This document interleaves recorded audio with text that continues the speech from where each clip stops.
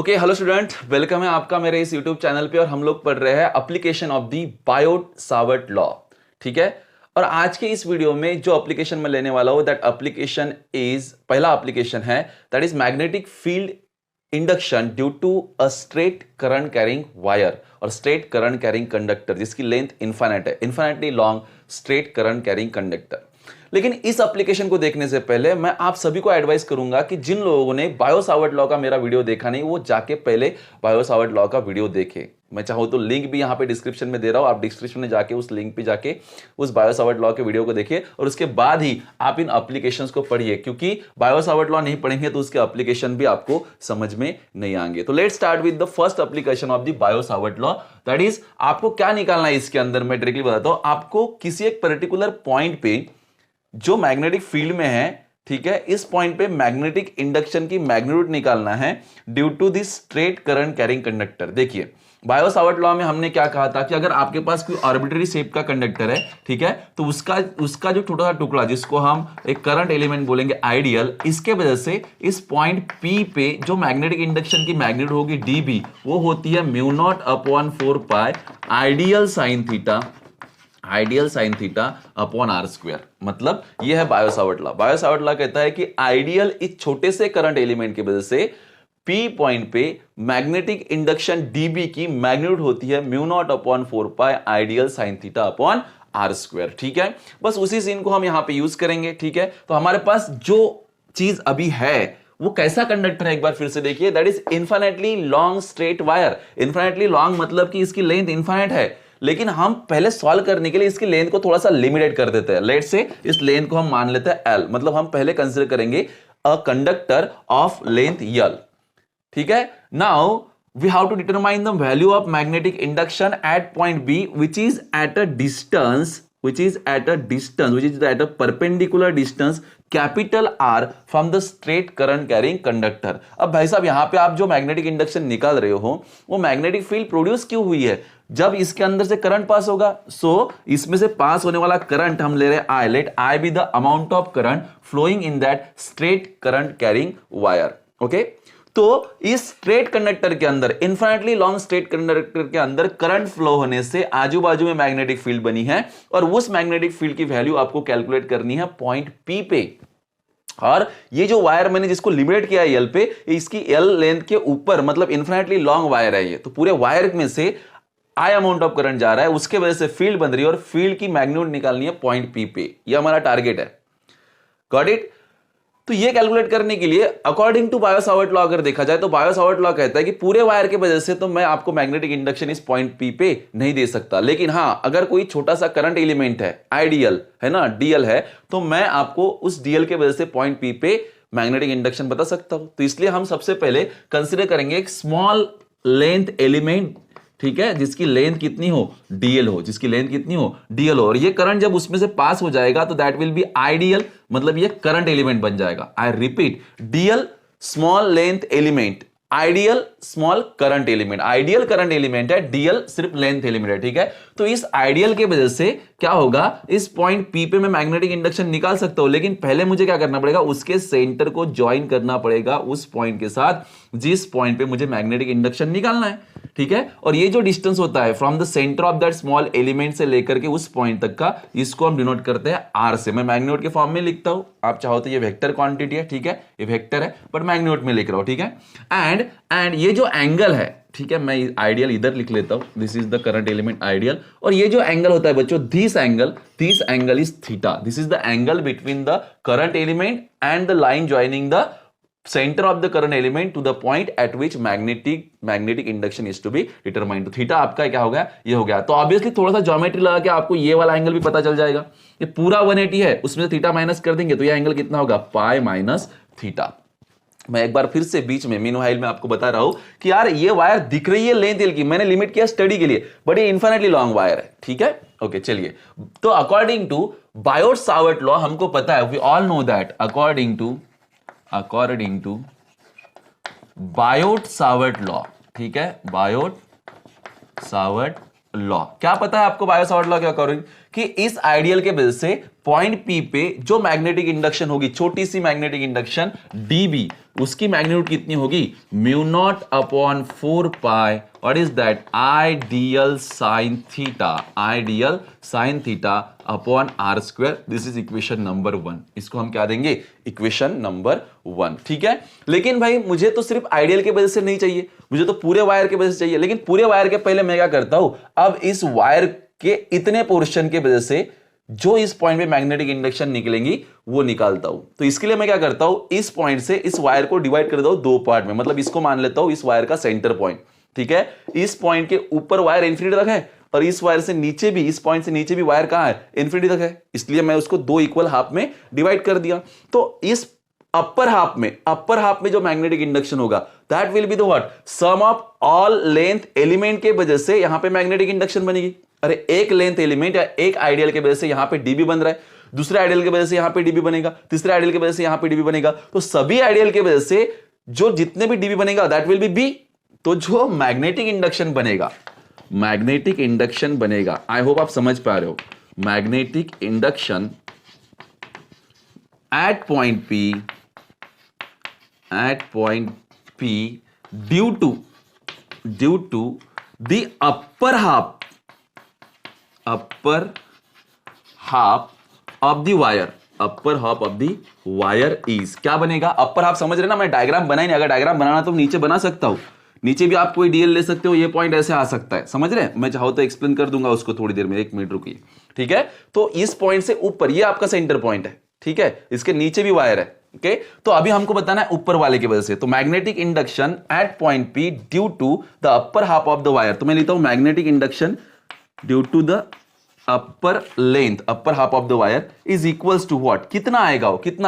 तो देखिए एक आइडियल के वजह से यहां पे डीबी बन रहा है, तो सभी के सभी आइडियल के वजह से यहां पे जितने भी डीबी बने वो सभी का सम करना पड़ेगा ना, तो उसको हम सीधा इंटीग्रेट करेंगे। तो इंटीग्रेशन ऑफ दैट डीबी, और जो लिमिट आएंगे यार, कहां से कहां, यहां से लेंथ को स्टार्ट कर रहे हैं 0 से लेकर के इन्फिनिटी तक, तो यहां पे लिमिट आएंगे 0 टू इन्फिनिटी। आई होप कि आप समझ गए हैं। इसको देते हैं इक्वेशन नंबर 2। जिन लोगों को नहीं समझ में है वो पॉज करके एक बार फिर से देखिए इस केस को, इस वीडियो को, क्या पढ़ाया जा रहा है। ठीक है, अब आगे बढ़ते हैं। आगे क्या है, तो हमारे पास अपर हाफ का मैग्नेटिक इंडक्शन तो आ गया। अब सेम चीज इस पॉइंट से ये जो वायर है ये नीचे भी है इन्फिनिटी तक के, ठीक है ना, तो इसमें भी अगर एक कोई करंट एलिमेंट आइडियल होगा तो इसके वजह से भी इस पॉइंट पे मैग्नेटिक इंडक्शन बनेगा। और वो कितना बनेगा, सेम है ना, आइडियल के वजह से डीबी बनेगा, क्योंकि देखिए इसमें भी करंट ऊपर जा रहा है, तो नीचे वाले पोर्शन की वजह से जो डीबी बनेगा उसकी डायरेक्शन, ऊपर वाले पोर्शन की वजह से डायरेक्शन सेम ही रहेगी, राइट। और मैग्नीट्यूड भी हम डीएल की लेंगे तो सेम रहेगा। तो आगे देखते हैं कि similarly the magnetic induction at a point P due to the lower half of the wire is again this one। ठीक है, so magnetic induction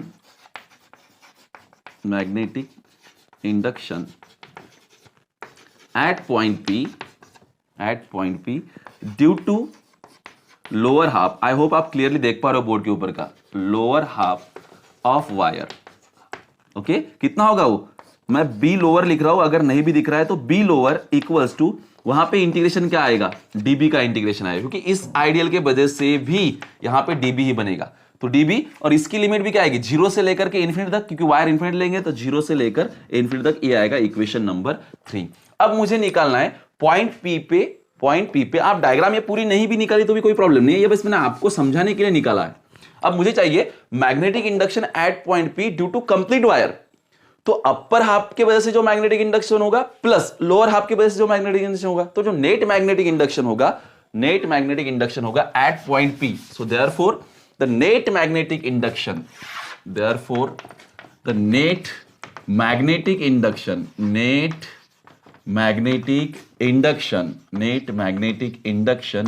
B at point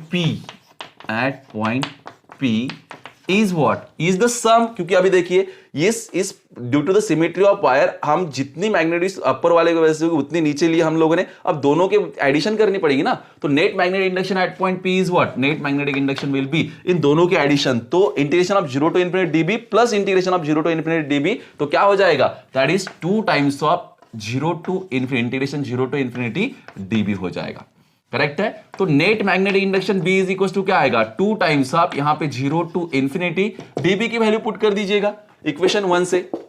ठीक है, फ्रॉम इक्वेशन 1 क्या आएगा, डीबी की वैल्यू, डीबी की value आएगी आपके पास mu naught upon 4 pi, okay, what is I dl sine theta upon are square, I dl sine theta upon are square. ठीक है, उसको आगे बढ़ते, कहां से आया ये, यहां पे सीन्स में लिख सकते हो फ्रॉम 1, फ्रॉम 1। ठीक है, कांस्टेंट को बाहर निकाल लीजिए तो b इज इक्वल टू हो जाएगा 2, ये आएगा म्यू नॉट बाहर, इधर म्यू नॉट अपॉन 4 पाई को बाहर निकाल लिया। Current amount of current that is flowing through that straight wire, ये भी कांस्टेंट है तो i को भी बाहर निकाल लेते हैं, तो i भी आ गया बाहर। इधर रहा इंटीग्रेशन 0 टू इंफिनिटी, जो बचा वो लिख लीजिए, तो रहा dl sine theta upon what, r square, dl sine theta upon are square. इसको एक और इक्वेशन नंबर दे दीजिए, इक्वेशन नंबर 3।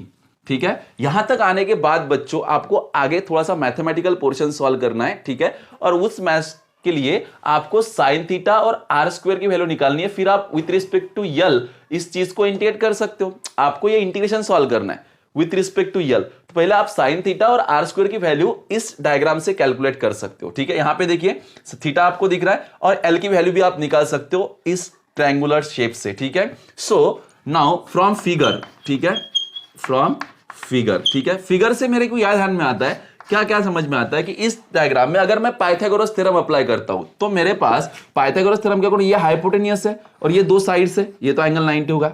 ठीक है, ये दो साइड्स है, तो हाइपोटेनस स्क्वायर यानी कि r square will be equals to what is that, l square plus are square, l square plus capital r square. और यहां से मुझे इस स्मॉल आर की वैल्यू भी मिल जाएगी ना, वही तो है, small r is equal to under root of, अरे भाई साहब ये आर को अकेला करके स्क्वायर उधर चलाएगा तो रूट में आएगा वो, L square plus capital r square. तो मेरे पास आर स्क्वायर की वैल्यू यहां पे पुट करने के लिए आ गई है, ये देखिए ये भी आ गई। ओके, साथ ही साथ में मैं इसी ट्रायंगल में अगर ट्रिग्नोमेट्री अप्लाई करूं और ट्रिग्नोमेट्री का फंक्शन यूज करूं साइन थीटा, कौन सा यूज करूं यहां पे, साइन थीटा, तो यार साइन थीटा होता है अपोजिट अपॉन हाइपोटेनस, और मेरा थीटा है यहां पे, इस थीटा को ना कोई बाप है ना कोई मां है, मतलब ना इसको कोई हाइपोटेनस दिख रहा है ना कोई एडजेसेंट साइड दिख रही, कुछ नहीं है इसको। ठीक है, तो आप साइन का जो एंगल अप्लाई कर सकते हो ट्रायंगल में अप्लाई कर सकते हो पाई माइनस थीटा के लिए, लेकिन वी नो दैट यार कि अगर आप साइन पाई माइनस थीटा करो तो साइन पाई माइनस थीटा ही एक्चुअल में साइन थीटा होता है, sine 180 minus theta is sine theta. तो आप साइन थीटा के लिए चाहते हो but sine pi minus theta के लिए भी अप्लाई करो तो आपको साइन पाई माइनस थीटा की वैल्यू आप साइन थीटा के लिए इक्वल ले सकते हो, क्योंकि ये हमारा प्रीवियस नॉलेज है। ठीक है, तो sine theta is equal to sine pi minus theta, और साइन पाई माइनस थीटा के लिए अप्लाई करो। अब ये हो गई अपोजिट और ये हो गई हाइपोटेनस, तो अपोजिट कौन सी है बच्चा, कैपिटल आर, और हाइपोटेनस कौन सी है, स्मॉल आर। इसको और एक स्टेप आगे सॉल्व कर दो तो कैपिटल आर को कंटिन्यू रखते हैं और स्मॉल आर की वैल्यू ये पुट करते हैं ऊपर वाली, क्या है वो, under root of L square plus capital r square. Correct है, तो यार मेरे पास इक्वेशन नंबर 3 था, उस इक्वेशन नंबर 3 में ये जो आपको साइन थीटा दिख रहा है और ये जो आर स्क्वायर दिख रहा है, उन दोनों की वैल्यू मैंने कैलकुलेट कर ली, क्या, फ्रॉम फिगर से, जो डायग्राम दिख रहे हैं ना उस डायग्राम से। ठीक है, और इंटीग्रेशन में 0 टू इंफिनिटी पता चल गया आपको, क्योंकि ये भले ही मैंने समझाने के लिए छोटी डायग्राम या स्ट्रेट वायर का छोटा टुकड़ा लिया है एल लेंथ वाला, लेकिन ये इनफाइनाइटली लॉन्ग है, ये मेरे को 0 टू इंफिनिटी से समझ में आ रहा है। ठीक है, यहां तक क्लियर है सबको। अब ये जो वैल्यू तुमने निकाली ये आपको पुट करनी है इक्वेशन नंबर 3 ने, तो मैं चाहूंगा कि आप स्क्रीनशॉट ले लीजिए ताकि मुझे रफ करने में आसानी हो जाए, मैं रफ करके फिर इधर सॉल्व कर देता हूं। हो गया, ओके, तो चलिए वो दोनों वैल्यू आप पुट कर देते हैं हम, आर स्क्वायर की और साइन थीटा की। ठीक है, सो इक्वेशन नंबर 3 क्या बन जाएगा, आप इक्वेशन नंबर 3 क्या बन जाएगा बताइए। हाँ, अगर आपको इसकी नोट्स चाहिए तो नोट्स मैं फिजिक्स सोसाइटी इस टेलीग्राम चैनल पे भेज रहा हूं। ठीक है, इस वीडियो की लिंक भी वहां पे मिल जाएगी एक्चुअली, और उस वीडियो के नीचे ही आपको एग्जैक्ट इसकी नोट्स मिल जाएगी, आप यूज कर सकते हो उसको। ठीक है, चलिए तो वैल्यू पुट कर देते हैं। इक्वेशन नंबर 3 इंप्लाइज क्या बनेगा, इक्वेशन नंबर 3, हाँ बताइए, b इज इक्वल्स टू, ये जो होगा ये 2 से हम 4 को डिवाइड कर देंगे, राइट, तो यहां पे नीचे 2 रहेगा, मतलब म्यू नॉट अपॉन 2 पाई हो जाएगा। अब वो आई एक्चुअली तुम्हारा है ही, ठीक है, अब ये इंटीग्रेशन 0 टू इंफिनिटी, उधर है तुम्हारा डीएल, ये देखिए यहां पे डीएल है, उसके बाजू में साइन थीटा, तो साइन थीटा की वैल्यू लिख लेता हूं यार, साइन थीटा की वैल्यू कितनी है यार, R upon under root of L square plus are square, सो गए क्या, R upon under root of L square plus are square, ये साइन थीटा की वैल्यू हो गई, राइट। उसके बाजू में पहले जो था वो बाद में मैंने डीएल लिख दिया, बाद में मैंने डीएल लिख दिया, और डिवाइड में ये जो आर स्क्वायर है, इस आर स्क्वायर की वैल्यू है, हाँ क्या है, L square plus capital r square. I hope कि आप समझ पा रहे हो, ये डायग्राम को मैंने बॉक्स कर दिया, डायग्राम के इधर वाला हमारा पोर्शन है, ठीक है, यस। अब देखिए इसमें देखिए क्या दिख रहा है आपको, ये under root of L square plus are square, मतलब ही L square plus are square की पावर 1/2, पावर 1/2, और ये L square plus are square की पावर 1 है, तो 1 + 1/2 इज बेसिकली 3/2। तो ये इक्वेशन मेरा बन जाएगा b is equals to mu naught upon 2 pi integration 0 to infinity, ये ऊपर हो जाएगा आपका अच्छा आर को भी निकाल सकते हो, ठीक है, आई तो बाहर निकल गया, आर भी कांस्टेंट है, उसको भी बाहर निकाल दो, क्योंकि आर क्यों कांस्टेंट है, अरे यार जो परपेंडिकुलर डिस्टेंस है उस पॉइंट का, उस स्ट्रेट करंट कैरिंग करंट वो थोड़ी ना चेंज होने वाला है, तो this is the constant, r बाहर निकल गया।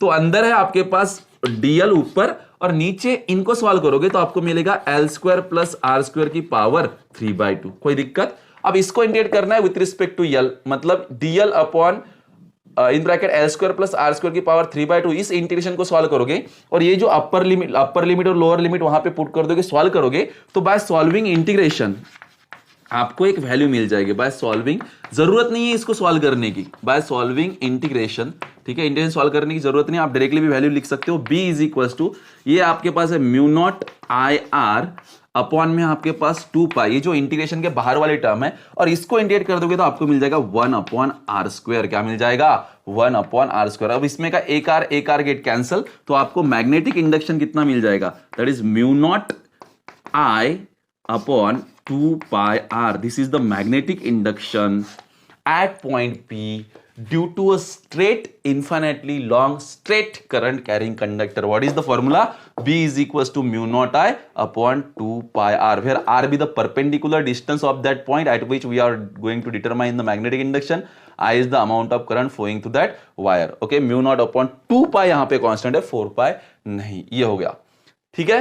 और अगर आप सेमी वायर के लिए निकालो, मतलब कि सेंटर से इंफिनिटी तक, ये सेमी वायर के लिए निकाल लीजिए, ठीक है, निकालना चाहो तो आप magnetic induction for semi wire क्या होगा, इसका आधा, तो मतलब b/2 कर दोगे आप उसको, b/2, तो ये हो जाएगा b मतलब म्यू नॉट आई अपॉन 2 है, तो ये 2 पायर इंटू 2 मतलब 4 पायर हो जाएगा, ठीक है।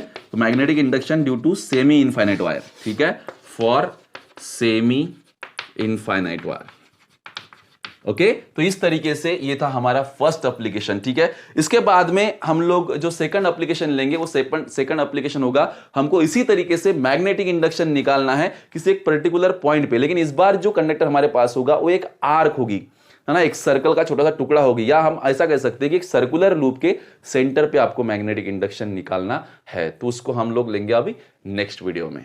Thank you, okay. हाँ, एक और बात, आप में से जिन्होंने भी अभी तक इस चैनल को सब्सक्राइब नहीं किया है तो प्लीज सब्सक्राइब कीजिए, आपके दोस्तों के साथ में भी शेयर कीजिए, ठीक है। और आपको अगर इस चैप्टर की नोट्स चाहिए तो आप मुझे फिजिक्स सोसाइटी टेलीग्राम चैनल पे ज्वाइन कर सकते हो, ठीक है। थैंक यू बच्चों।